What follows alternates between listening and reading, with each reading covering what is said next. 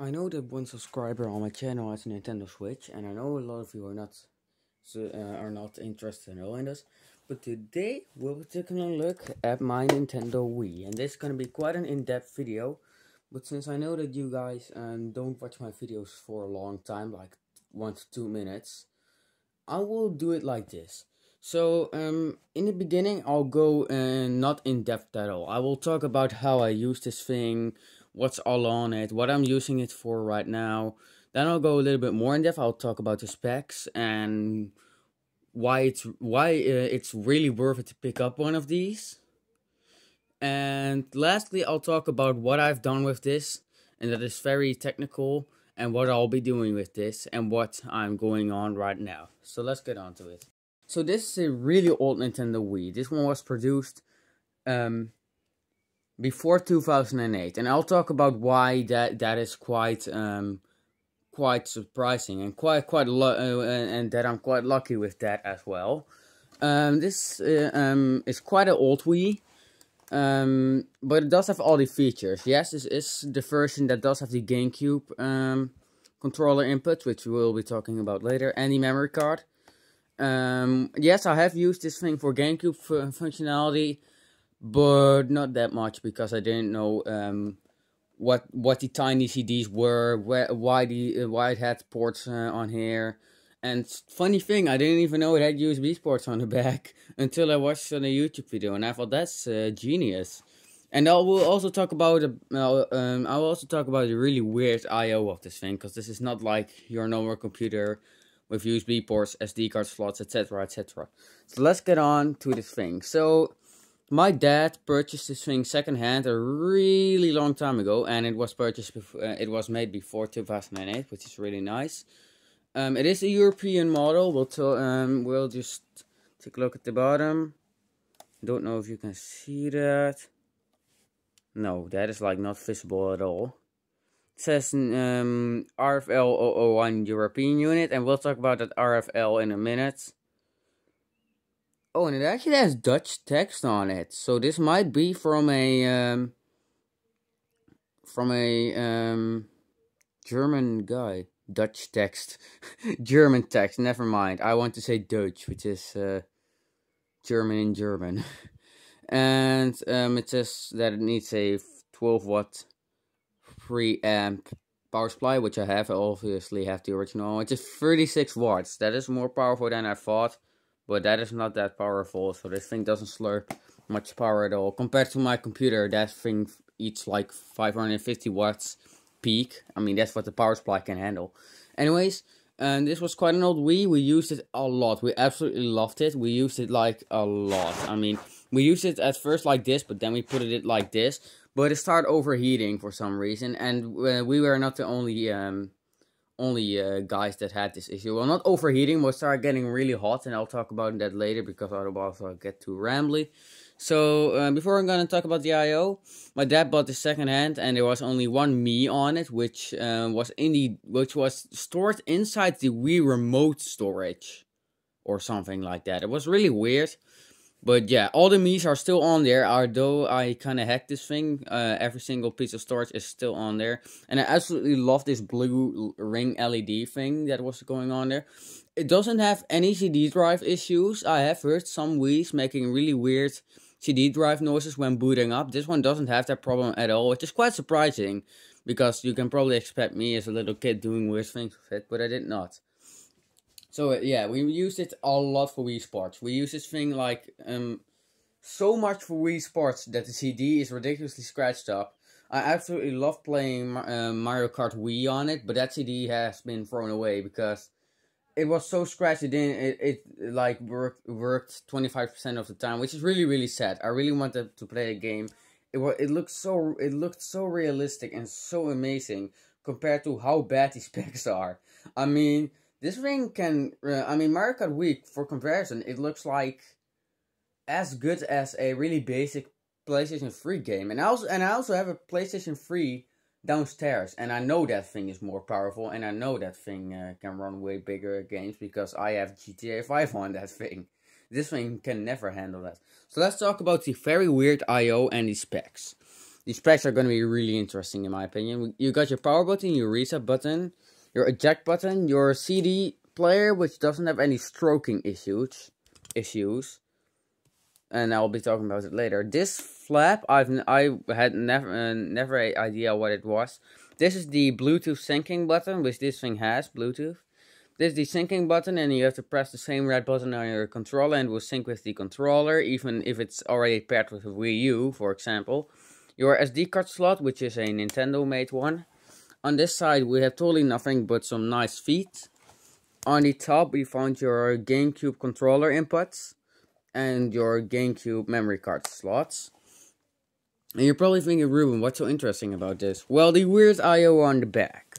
We found, like, world's tiniest fan I've ever seen. This thing doesn't get hot at all, to be honest. It gets, like, warm right here, but it also does that when it's powered off. So, yeah, pretty darn good cooling, and it is always running at the same fan speed. It is not that loud, but it sounds like, yeah, like a silent laptop or something. USB 2, which is quite surprising. I never thought, I didn't even know they put a USB ports on it until last year. Then I just saw YouTube and thought, hey, that's USB ports. Is it like a computer or something? Well, it kinda is gonna be. Yes, I had the white flap for this, but it's gone now, which is kinda annoying, because I want to put it on again, so it looks really, really aesthetic. And this thing is so light, you can make it portable, which I'm gonna do. I'm definitely gonna take it to a place. Not gonna talk about it right now. You got your USB 2s, a couple of USB 2s.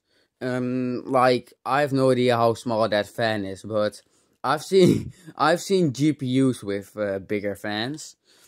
You got your sensor bar ports, which I didn't even know that this was for a sensor bar. The wire is so thin on the sensor bar, it's ridiculous. It has AV multi-out. Well, it just has your AV plug, which is just straight on there. You can't take it off. But it takes composite or RCA, whatever you want to call it. Not the RGB equivalent. It uses the yellow, white, and red one. One of them is for video, and the red, and another one is for audio. So 2 are for audio, 1 is for video. I'm not totally sure which colors. And your power input, which is DC 12 in, which is kind of high, but I'll talk about that later. But I want to attach this thing to that monitor, and I have another monitor laying around with built-in speakers. So what I'm gonna need, since this thing doesn't have any audio output, I'm gonna buy a aux to RCA cord, which is very, very inexpensive. I mean, I just typed it in and bam, I found one that is ridiculously cheap on AliExpress. But finding a, since that monitor only supports DVI and VGA, this is not the monitor that I'm gonna use with it. This one that I'm showing you right now.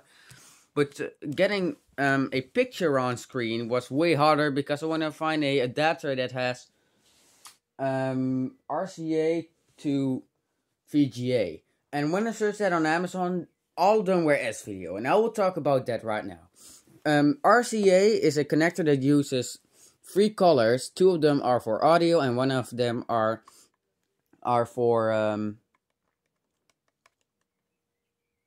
video. And what it really does is it gives you a composite or RCA, whatever you want to call it.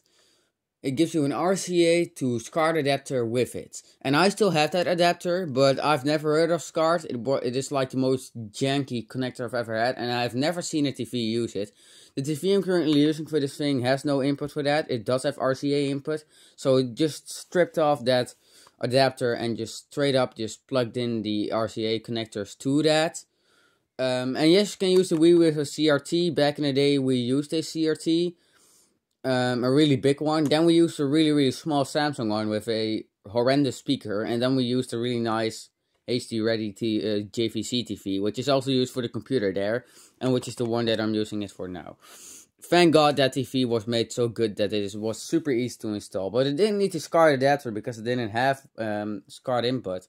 So finding a SCART to RCA or RCA to SCART adapter was really hard, because S-Video, on the other hand, uses all the colored inputs for video, but as an extra coax-like input which is there's an extra black wire with a crazy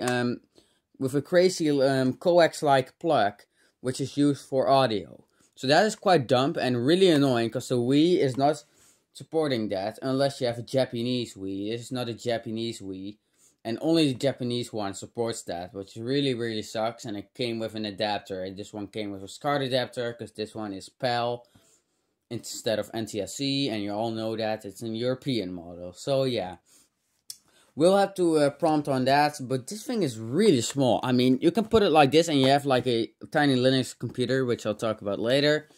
So let's talk about the I/O further. You got your tiny fan and you got all these inputs. You got the sensor bar, the AV multi output, which I talked about later, and the 12 volt in. On the bottom we found your really clogged air vent, which I was kind of worried about that it would overheat or something, but it did not. The only forum I found about overheating Wii was that it got damaged and all that, and there's no way of overheating, so yeah. What I've been using this thing for? Well, I homebrewed it. Finally. Actually, I really want to do it for a really long time, and I finally have done it, and I don't regret it at all. I mean, it was quite a bit of work, and it crashed a lot of times. I mean, let's talk about that. When I want to install Homebrew, the BootMe installer failed to load, which was really annoying. Even when putting out the SD card multiple times, I thought, nah, it's the Wii. I'm not gonna give it I'm not gonna punch it or anything. It's a Wii. It's not made for this. And yes, I did it the MAC address way. I didn't do it with Letterbomb. You know, the Letterbomb where you can install BootMe. I did it the way by changing the MAC address and then going to update your information or something. That will show a screen. Then you get a static screen because it's going to download from the internet and etc. But I couldn't get BootMe to load. It may have been a server issue or a MAC address issue. That may be the issue because I use 5 GHz Wi-Fi. So that may be that it didn't overwrite. That it did overwrite some internet files. But when I loaded Homebrew, none of the applications showed up. Not even with an SD card adapter, not with a USB stick. So what I did is I made a map called apps and threw everything in there, and then it worked. But I did it on the SD card, and that made the BootMe partition corrupt. So there was no BootMe on there anymore. There was preloader on there, so the chance of breakage would still be quite hard. But I just reinstalled BootMe on there and everything still works, Homebrew still works, and I now have BootMe, which is basically a BIOS for the Wii, if you still don't know what it is. Same with preloader, if you hold this button and the reset button, it will go to that so you can reset your Wii if it gets bricked. That is basically what it does, so this is basically an unbreakable Wii now. So we'll talk about that RFL thing now. The RFL stands for Revolution, because the really funny thing, the prototype of the Wii was basically a GameCube with Wii controllers. I searched it up, it was really funny. And if it says 0001, that means you have a really old model. If it says 001, that means you have a less old model. But let's talk about that thing that it is older. Well, when I want to install BootMe, it says install BootMe as boot2, which is basically when you boot this thing up, it will directly start BootMe before even the system is booted. Systems that are made after 2008 are patched, so that will mean that their boot2 partition will not be accessible to anything. This one, on the other hand, was made before 2008, this Wii, and that means it could. So I had even more things to experiment with than the tutorial I was watching. So that was really funny. And he said, if you can put it as boot2, do that. So I did that. So yeah, this is quite a special Wii because then it basically has a BIOS now, and newer Wiis from 2008 and over have patched motherboards, no patched boot2 partitions, so they can do that. So this Wii has quite a bit of value though. And yes, I put one of the games from the CD to this 16 gig SD no USB stick, which was quite fascinating to watch. I also did it with a GameCube game. Don't 100% know if it works, but it was really slow. It was like 1 megabyte per second, because those tiny GameCube discs are quite small and slow. So let's talk about the specs at last. This thing has a IBM PowerPC Broadcom, no Broadway CPU, running at 730 megahertz. Don't know what that's compared to the PS3, but the PS3 has quite a crazy and fuzzy CPU. It has a AMD graphic CPU, which back then was ATI for some reason. And you're probably thinking, great, it has AMD graphics. Well, the video memory is 3 megabytes, which is very small. This thing has 88 megabytes of RAM, which is quite good. I mean, it was not meant to be powerful back in its day, but I'll talk about why that's good. For comparison, the GameCube has 44 megabytes of RAM, so that's it. This thing is still twice as powerful as the GameCube. And yes, you can put Linux on the GameCube, but I have no idea about the GameCube, man. That thing is so underpowered. But the bad thing is, the GameCube also has 3 megabytes of video memory with 2 megabytes available, but that doesn't really matter. So basically, they just threw in the same graphics card. To be honest, I mean, it is a better ATI graphics card, but it has the same memory, so that kind of sucks. It runs iOS. No, not iOS from the iPhone. I mean, if you're dumb, you still think that it is from the iPhone, but it does not. iOS is just the main operating system of the Wii, and it is not like the Nintendo Switch based on FreeBSD. And yes, Nintendo Switch runs FreeBSD, which is quite fascinating. And in particular, the Wii runs, what was it called? Basic input and output system. That is what the Wii runs, which is quite crazy. It is a very graphically looking basic input output system, but it is quite great. I mean, all those channels and all that on this thing, yeah, this console was great. Can't wait till I can mod my Wii U. No, I'm just kidding. I absolutely hate modding my Wii U because the gamepad, I love the gamepad. Maybe the gamepad will break. I have no idea. So anyways, see you later. That's the main story of my Wii.